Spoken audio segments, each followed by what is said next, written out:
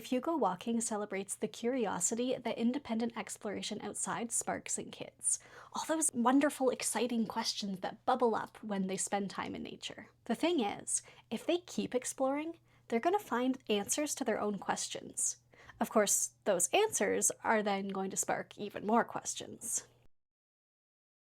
A lot of kids today spend almost all their time under an adult's eye. They don't get a chance to mess around and figure things out for themselves.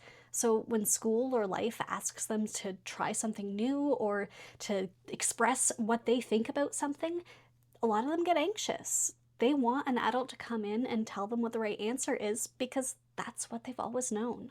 Unleashing them outside and giving them as much freedom as possible is a really powerful antidote to that. Feeling connected to the place where we live is a valuable defense against these feelings of emotional emptiness and disconnect that a lot of people are struggling with as they hit adolescence and adulthood. We evolved for a connection with nature, and when people have that from childhood, it stays with them. There's a sense of security and rootedness that you just can't get from anything else. You know, it's harder to lie to someone who's used to thinking about the things they see and hear and coming to their own conclusions.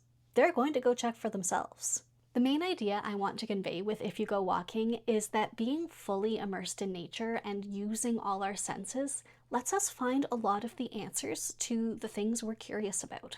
But we can't learn everything that way, so the author's note has a bunch of information about how to find authoritative sources that kids have access to. It's so easy these days to get unvetted information, and we really need to learn to guard against that. When Outside You Notice came out in 2021, it got a really good reception. It was a bit of a risk to pair this flowy, poetic text with all the little nature fact boxes, but kids just ate it up. Parents still tell me about their kid's favorite fact from the book and how it changed the way the child now interacts with that animal or plant, whatever the fact was about, and that is so affirming to me. But the book only covers spring and summer, so the publisher asked me to write a companion book that would get into fall and winter as well. It turned out that Andrea Blinick, who did the lovely art for Outside You Noticed, wasn't available this time, but Miki Sato was. And I want you to get a close-up look at some of her collage art with some movement to it, because the three-dimensionality of it is exquisite.